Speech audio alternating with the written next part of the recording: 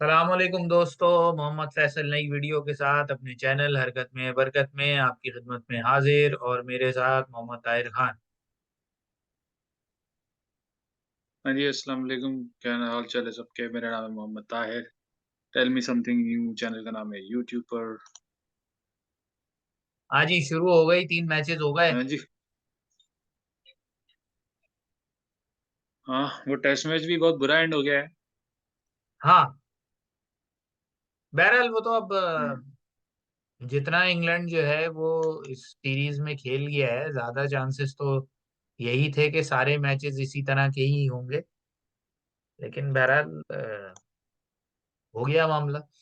अच्छी बात उस टेस्ट मैच में ये हुई कि सरफराज नहीं, खान ने दोनों। आगे थोड़ा होगा मुश्किल। हाँ, सरफराज खान ने दोनों मैचेस दोनों इनिंग्स में जो है वो 50 स्कोर हम्म। की। और बहुत अच्छे रेट पे स्कोर की। अब आ जाते हैं पीएसएल की तरफ।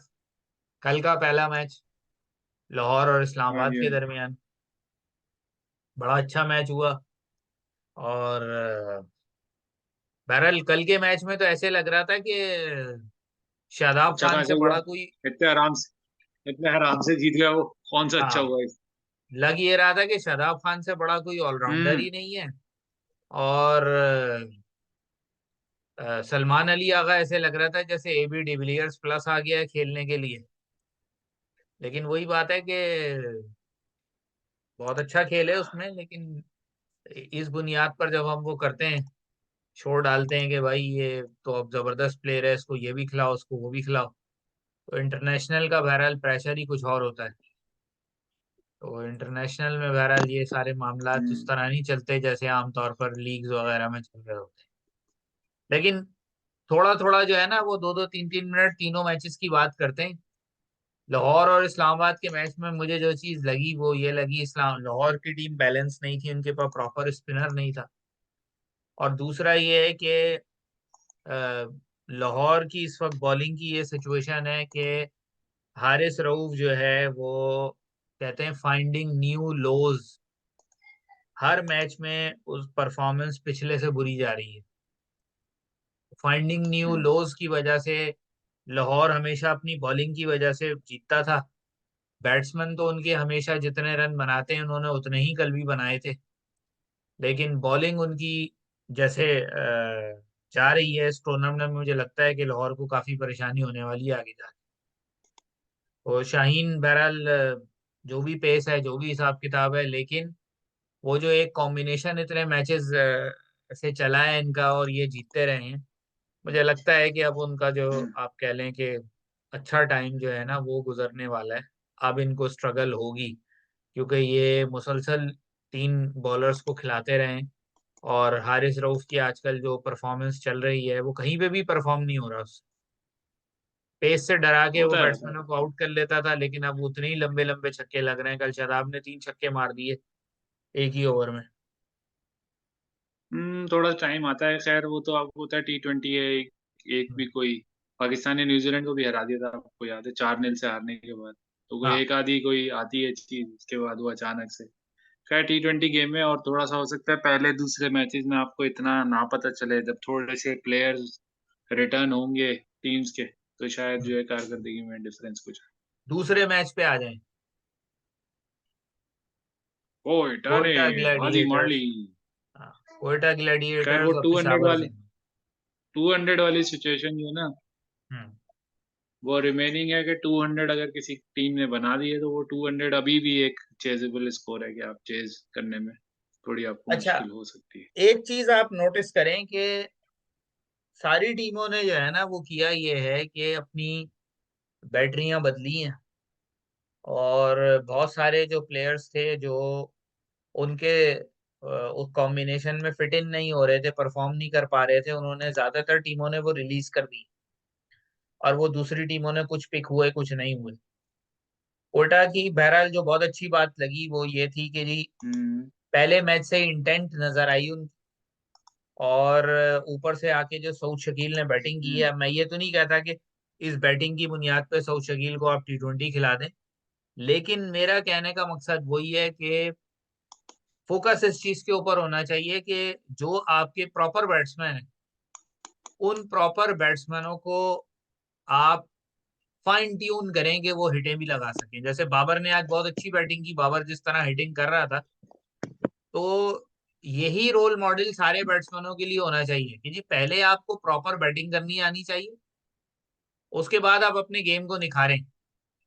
इसीलिए आप उधर देखें इंडिया में भी उन्होंने क्या किया है, उन्होंने आईपीएल खेलने के लिए भी रणजी को खेलना कंपलसरी कर दिया।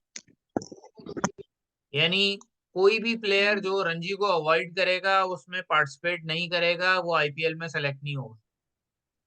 खैर ये तो एक अलग डिस्कशन है, लेकिन जो आज बैटिंग देखने को मिली जेसन रॉय और सऊद शकील की, कि उन्होंने अपने तौर पर मेक श्योर किया कि वो जितने ओवर खेलें रन रेट नीचे ना आए, और तकरीबन 10, 10.5, इवन 11 के आसपास का रन रेट था जो उन्होंने मेंटेन किया हुआ था।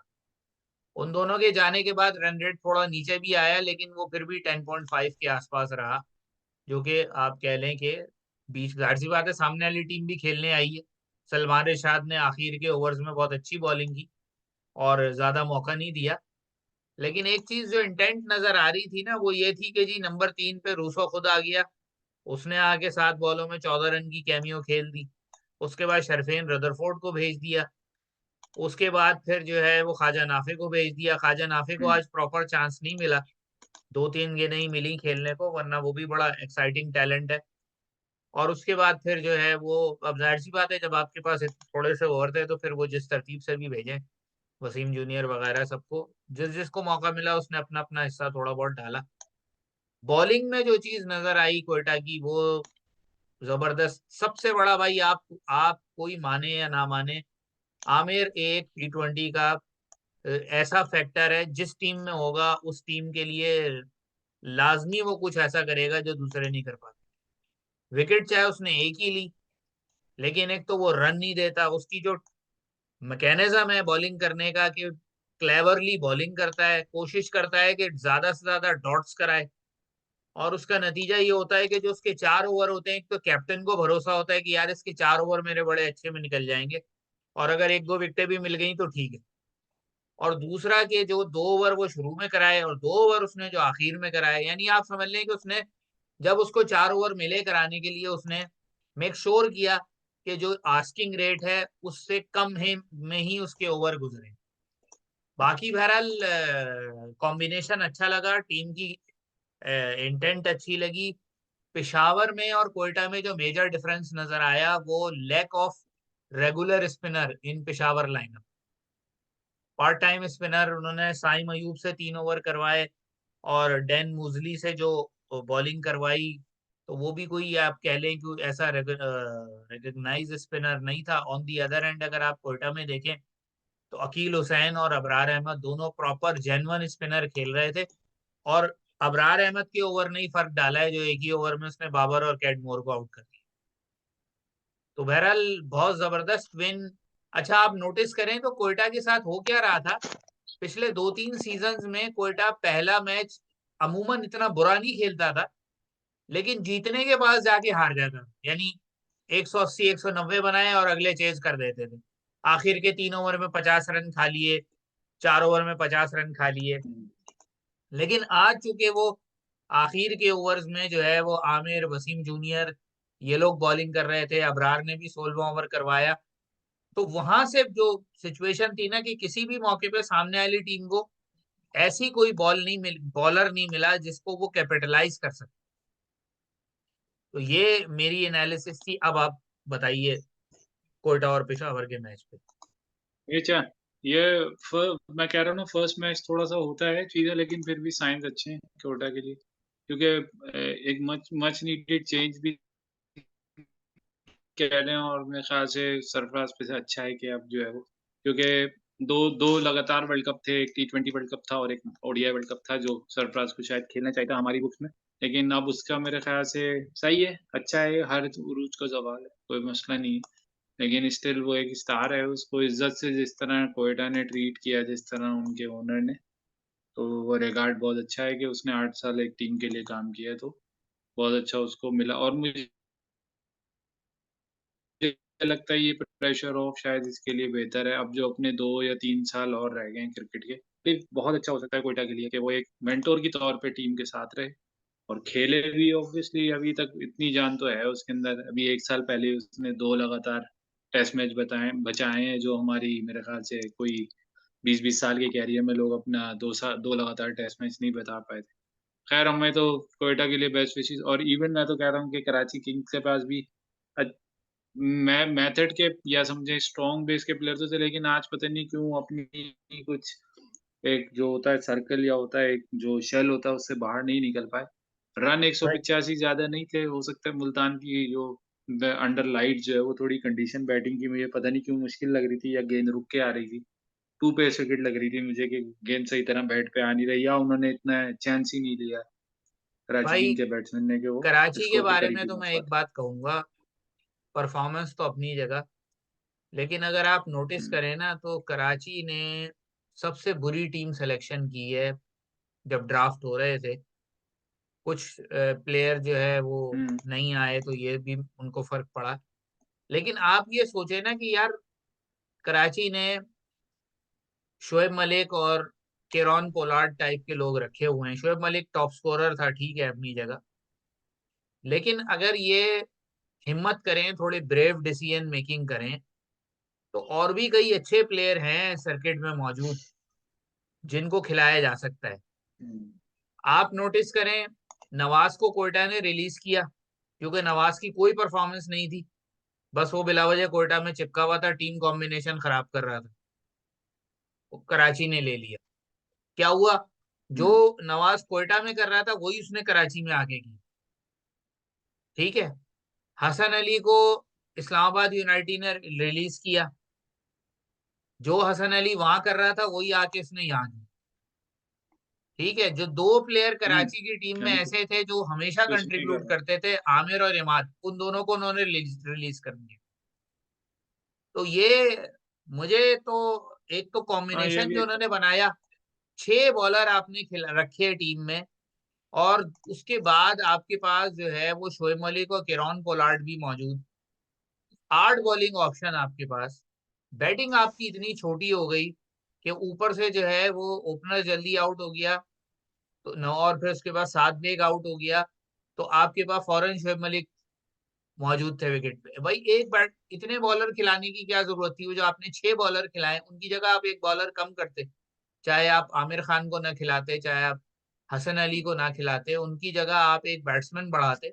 आपकी एक बैटिंग भी तो रिक्वायर्ड होती है ऊपर की। आप देखें जितनी टीमें इस वक्त रन कर रही हैं, अभी तो खैर एक एक मैच ही हुआ है, लेकिन आप हर टीम का बैटिंग कॉम्बिनेशन देखें, छठे नंबर तक बैट्समैन आते हैं, उसके बाद फिर ऑलराउंडर शुरू होते हैं। हुँ, या चौथे नंबर पे शोएब मलिक है, 5वें नंबर पे फिर आपके पास जो है वो नवाज है, छठे नंबर पे केरॉन पोलार्ड है। तो अगर कराची इसी तरह के कॉम्बिनेशन से खेलेगा और इन्हीं प्लेयर्स को कैरी करेगा, तो आई डाउट कि इस दफा भी कराची लास्ट 2 में ही हो।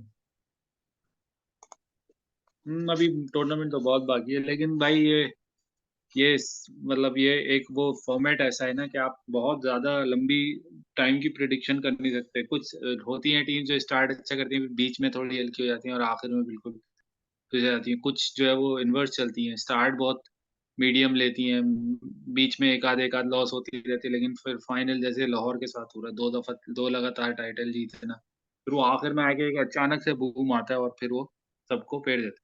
खैर मैं आहिस्ता-आहिस्ता टूर्नामेंट की शेप पता चलेगी, पहले राउंड तो हो गया, अब देखते हैं कल से, कल क्या कल दोबारा दूसरा से मैच स्टार्ट बड़ा मजे का है, वो कोयटा ग्लैडिएटर्स और लाहौर कलंदर्स, एक ही मैच है, हुँ, और हुँ, हुँ। लाहौर में ये मैच मजेदार होना देखते चाहिए, हैं क्या होता है। क्योंकि कोयटा क्वेटा ने का तो मैं चाह रहा हूँ कि आप शो करे अब क्वेटा कि भाई अब वाक़ई मेटल जो है ना, वो जिस रिलीज़ इंटेंट के करना है। साथ खेला है, तो अब ये है कि भाई अगर ये इसी को कंटिन्यू करें, क्योंकि जो उनको मिसिंग थी वो यही थी ना कि ओपनिंग पार्टनरशिप पिछले सीजन में 17 की एवरेज थी। ओपनिंग पार्टनरशिप 4 ओपनिंग कॉम्बिनेशन आजमाए थे और 17 की हुँ, एवरेज। तो अब जिस तरह आज उन्होंने बैटिंग की है, और पेशावर की बॉलिंग बुरी नहीं थी, सिर्फ स्पिनर उनके पास नहीं लैगिंग कर रहे थे, इंशाल्लाह अच्छा होगा। लेकिन उनके पास फास्ट बॉलर अच्छे थे, और फास्ट बॉलर्स उनके इतने पिटे भी नहीं है। हुँ,